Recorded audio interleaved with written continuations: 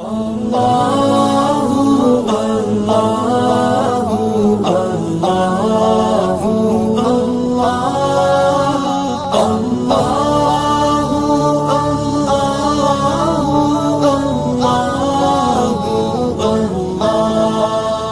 رب العزت نے ہمیں ایک مرتبہ پھر اپنی رحمت سے رمضان المبارک کا مہینہ بھی دے دیا اور پھر آخری عشرے کے دن اور رات بھی دے دیے۔ دیکھیے، ہمارا یہاں خیریت کے ساتھ پہنچ جانا یہ اللہ رب العزت کی طرف سے ایک بڑا انعام ہے۔ کچھ بھی ہو سکتا تھا، خود بیمار ہو جاتے، گھر میں سے کوئی قریبی بیمار ہو جاتا، کوئی اور ایسی مشکل پیش آ جاتی تو نہ آ سکتے۔ جب اللہ رب العزت کی رحمت متوجہ ہوئی تو اللہ تعالیٰ نے سب رکاوٹوں کو ختم کر کے اعتکاف کی نیت سے رمضان مبارک کے ان دنوں میں اپنے گھر میں یہاں پہنچا دیا۔ تو گویا اللہ رب العزت نے ہمیں ایک اور سنہری موقع دے، ایک گولڈن چانس اور دے دیا۔ ان دن اور راتوں کو ہم خوب اچھے انداز سے گزاریں، کثرت کریں عبادت کی، خوب ڈٹ کے عبادت کریں، دن میں بھی اور رات میں بھی۔ چنانچہ علماء نے لکھا ہے کہ ایک مرتبہ دن اور رات کا آپس میں مکالمہ ہوا۔ دن نے کہا میں افضل، اور رات کہنے لگی کہ میں افضل۔ تو رات نے پوچھا دن سے کہ بتاؤ تم کیسے کہتے ہو کہ میں افضل ہوں؟ تو دن نے کہا کہ دیکھو، سورج دن میں طلوع ہوتا ہے، روشنی ہوتی ہے، رات میں تو طلوع نہیں نہ ہوتا۔ سورج دن میں طلوع ہوتا ہے اور روشنی دن میں ہوتی ہے۔ پھر دن کے اندر تیقظ ہوتا ہے، جاگتے ہیں لوگ، حرکت ہوتی ہے، لوگ کام کرتے ہیں۔ رات کو تو مردوں کی طرح لیٹے ہوتے ہیں۔ تو دن نے اپنے فضائل کے پوائنٹس گنوائے کہ دن میں سورج طلوع ہوتا ہے، روشنی ہوتی ہے، تیقظ ہوتا ہے، حرکت ہوتی ہے۔ پھر اس نے کہا کہ ایک اور بات، 5 نمازیں ہیں جن میں سے 3 دن میں، 2 رات میں، مغرب اور عشاء رات میں، اور باقی فجر، ظہر اور عصر دن میں۔ تو 3 نمازیں دن میں اور 2 نمازیں رات میں۔ اس نے کہا اور بتاؤ؟ اس نے کہا روزے بھی دن میں ہوتے ہیں، رات میں تو روزہ کوئی نہیں رکھتا۔ اب دیکھو کیسے کیسے دلائل ہیں، روزے بھی دن میں اور 3 نمازیں بھی دن میں۔ اور اس پر ایک بڑی دلیل بتاؤں کہ کچھ لمحے قبولیت دعا کے ہیں جن کو اجابت دعا کے لمحات کہتے ہیں، وہ جمعہ کے دن ہوتے ہیں، تو وہ بھی دن میں۔ لہذا دن افضل ہے رات سے۔ اب رات نے بھی کہنا شروع کیا۔ اس نے کہا کہ دیکھو بھائی، اگر دن میں سورج طلوع ہوتا ہے نا، تو رات میں عارفین جو ہیں وہ اللہ کی عبادت کرتے ہیں، اور عارفین کے قلوب رات کے سورج ہوا کرتے ہیں۔ سورج کی روشنی تھوڑی، عارفین کے دلوں کی روشنی اس سے بھی زیادہ۔ تو روشنی اس سے بھی زیادہ، لہذا دن میں ایک سورج چمکتا ہے اور رات میں ہزاروں سورج چمکتے ہیں۔ اس نے کہا یہ تو ایسی بات ہے، کوئی اور کام کی بات کرو۔ اس نے کہا دیکھو، رات عاشقین کی، عشق والوں کی ملاقات کا وقت ہوتا ہے۔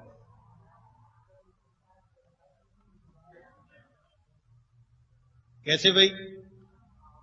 اس نے کہا دیکھو، اللہ تعالیٰ اپنے حبیب صلی اللہ علیہ وسلم کو فرماتے ہیں، یا ایھا المزمل قم اللیل الا قلیلا۔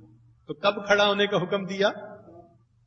وَمِنَ اللَّيْلِ فَتَہَجَّدْ بِهِ نَافِلَةً لَكَ، تو رات کے عبادت کا حکم فرمائے. اہمیت ہے نا کوئی رات کی، تبھی تو محبوب کو حکم دے رہے ہیں کہ رات میں کھڑے ہو. تو رات ملاقات ہوتی ہے محب اور محبوب کی. تو دن نے کہا کہ کوئی اور دلیل ٹھوس پیش کرو. اس نے کہا اچھا دلیل سنو کہ اللہ نے اپنے محبوب کو ملاقات کے لیے کب بلایا. سبحان الذی اسری بعبدہ لیلا من المسجد الحرام، رات کو بلایا. اب دن نے سوچا اچھا بات تو پکی کر دی. اس نے کہا کوئی اور بات کرو جو بہت ٹھوس ہو. اس نے کہا اچھا سن لو آخری بات کہ دن میں 7 اجابت ہے، جمعے کا دن ہے، فلاں ہے، سب باتیں اپنی صحیح. راتوں میں سے ایک رات ایسی ہے جس کو لیلۃ القدر کہتے ہیں. لیلۃ القدر خیر من 1000 شہر، 1000 مہینوں کی عبادت سے بہتر. اس 1000 مہینوں میں دن آئیں گے کہ نہیں آئیں گے؟ تم 1000 مہینوں کے دن ہو جاؤ، ایک رات کے برابر نہیں ہو سکتے. تم کیسے کہتے ہو؟ اس دلیل کے بعد دن نے تسلیم کر لیا کہ رات افضل ہے مجھ سے. اب اللہ تعالیٰ نے ہمیں آخری عشرے کی راتیں بھی عطا فرمائیں. چنانچہ سال میں رمضان کی راتیں اعلیٰ، اور رمضان میں آخری عشرے کی راتیں، اور آخری عشرے میں جو طاق راتیں ہیں وہ اس سے بھی زیادہ اعلیٰ، اور 27 کی رات اس سے بھی زیادہ. یہ راتیں اللہ تعالیٰ نے ہمیں پھر عطا فرما دی ہیں. اس کو اللہ تعالیٰ کی طرف سے ایک انعام سمجھیں، اور ان راتوں میں ہم عبادت کے ذریعے، تلاوت کے ذریعے، دعا کے ذریعے اپنے اللہ کو منائیں.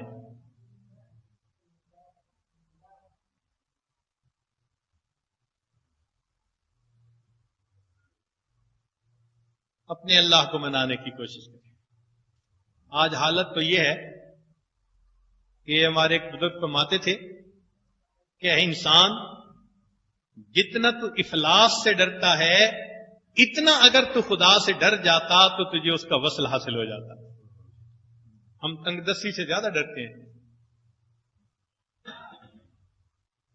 بکری ایک اشارے پر گھاس چرنا چھوڑ دیتی ہے، اور ہم اپنے مالک کے کہنے کے اوپر بھی گناہوں کا کرنا نہیں چھوڑتا.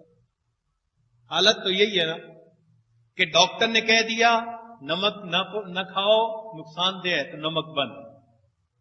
شوگر ہو گئی تو چینی بند. ہارٹ پرابلم ہے تو چربی بند. یہ چیزیں ڈاکٹروں کے کہنے پہ بند کر دیتے ہیں. اللہ رب العزت نے جن گناہوں سے بچنے کا حکم دیا ہم ان گناہوں سے نہیں بچ.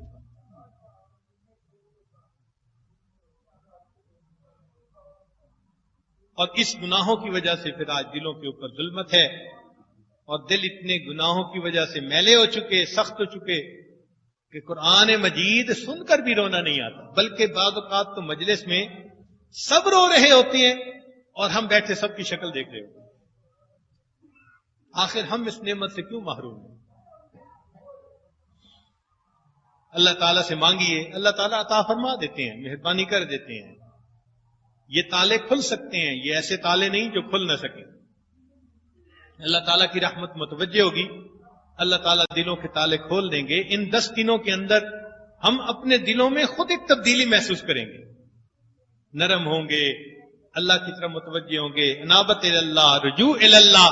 یہ کیفیت ہمیں بھی اللہ تعالیٰ عطا فرما دے.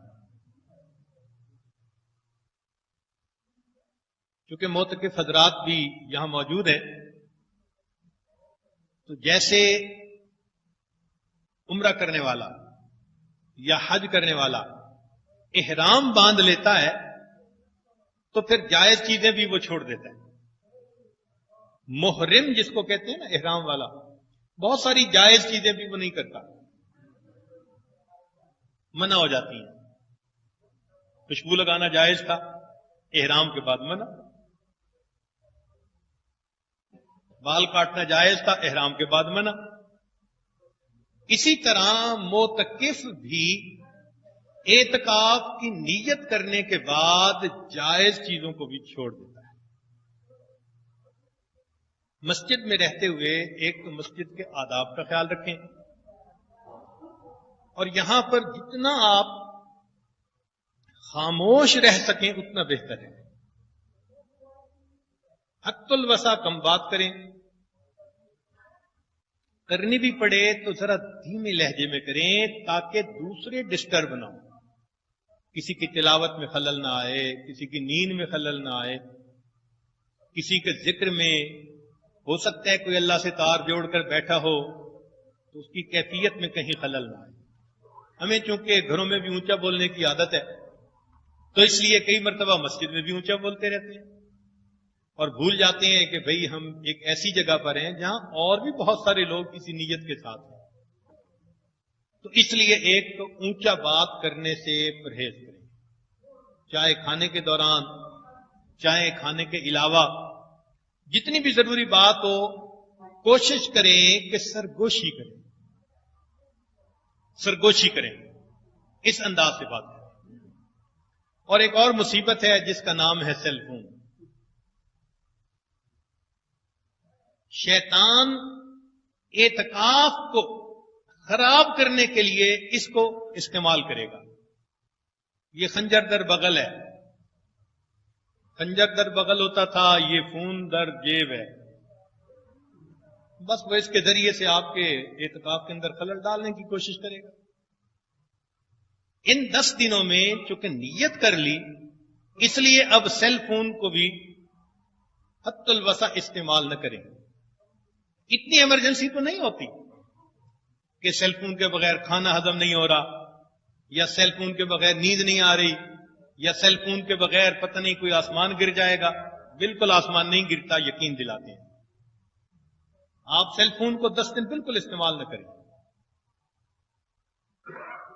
رہ گئی بات خیر خیریت کی تو گھر والوں کو پہلے سے ہی بتا دیں کہ بھئی 10 دن میں no news is a good news. بات ختم. یہ کہاں لکھا ہے کہ ہم نے اعتکاف میں بھی روز خیریت دریافت کرنی ہے؟ اس کا استعمال نہ کریں. سب سے بہتر تو یہی ہے. اور کوئی بہت مجبوری ہے کسی کی تو جیسے کوئی مجرم جرم کو چھپ کے کرتا ہے وہ اس طرح کرے. اور وہ احباب جو اعتکاف میں نہیں لیکن اعتکاف والوں کے ساتھ آ جاتے ہیں ان کی خدمت میں بھی گزارش ہے، کیونکہ ان کے تو کام کاروبار ہوتے ہیں. وہ بھی جب مسجد میں تشریف لائیں تو اس کی جو رنگ ہے اس کو بند کر دیں، سائلنٹ کر دیں، وائبریشن پہ کر دیں، میٹنگ پہ کر دیں، والیوم تھوڑا کر لیں تاکہ دوسرے لوگ ڈسٹرب نہ ہوں. اکثر دیکھا یہ گیا ہے کہ جو جزوی وقت کے لیے آتے ہیں یا بیانات کے لیے آتے ہیں، کیونکہ وہ تو آتے ہی اپنے کاموں سے ہیں تو ان کے سیل فون اسی طرح ہوتے ہیں کئی مرتبہ. تو دیکھنے والا یوں محسوس کرتا ہے کہ شاید اعتکاف والا ہی یہ کام کر رہا ہے. اعتکاف والے بھی احتیاط کریں اور جو ان کے ساتھ شمولیت کے لیے دوسرے حضرات آتے ہیں وہ بھی احتیاط کریں، بہت احتیاط کریں اس بارے میں.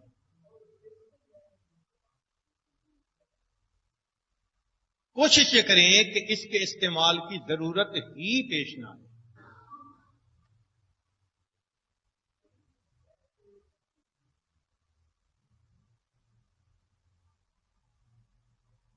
تو 2 باتیں اس وقت تک عرض کی گئیں، ایک باتیں کرنا اور ایک سیل فون کا استعمال.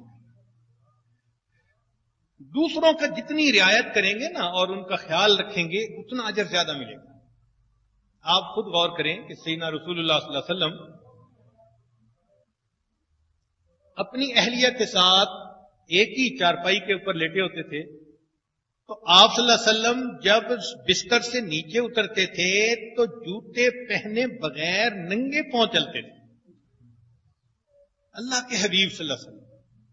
عائشہ جانہ فرماتی ہیں کہ میں نے دیکھا کہ اللہ کے حبیب صلی اللہ علیہ وسلم ننگے پاؤں چل رہے ہیں. میں نے پوچھا اللہ کے حبیب صلی اللہ علیہ وسلم ایسا کیوں کر رہے ہیں؟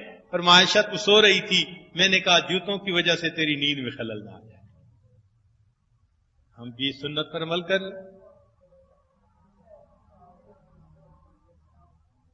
اور ایک اس بات کا خیال کریں کہ جو اجتماعی نظم ہے اس میں جڑیں. جو انفرادی اعمال تلاوت وغیرہ کا وقت ہے اس میں انفرادی کام کریں، اجتماعی اعمال کے وقت اجتماعی عمل کریں. ورنہ عام طور پر جب رات کو سونے کا وقت ہوگا اس وقت باتیں یاد آ جائیں گی، اور جب دن میں تعلیم کے لیے یا مجلس بیان کے لیے اٹھیں گے اس وقت نیند غالب آ جائے گی۔ تو شیطان ہمارے پیچھے ہے تو لگا ہوا، بڑے بڑے شیطان رمضان میں بند ہو جاتے ہیں، لیکن چھوٹے چھوٹے شتونگڑے تو پھر ہی رہے ہوتے ہیں۔ تو کہیں ایسا نہ ہو کہ وہ ہمارے اعتکاف کو خراب کرنے کی کوشش کریں۔ ایک دوسرے کے ساتھ حسن اخلاق کے ساتھ، محبت کے ساتھ، پیار کے ساتھ، اچھے انداز کے ساتھ ہم رہیں۔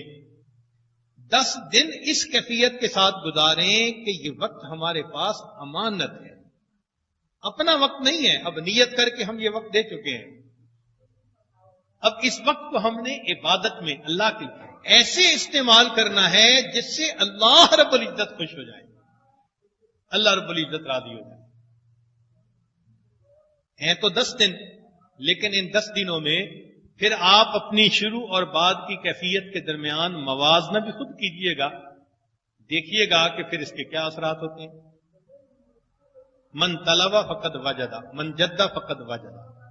اللہ تعالیٰ محنت ضائع نہیں فرماتے۔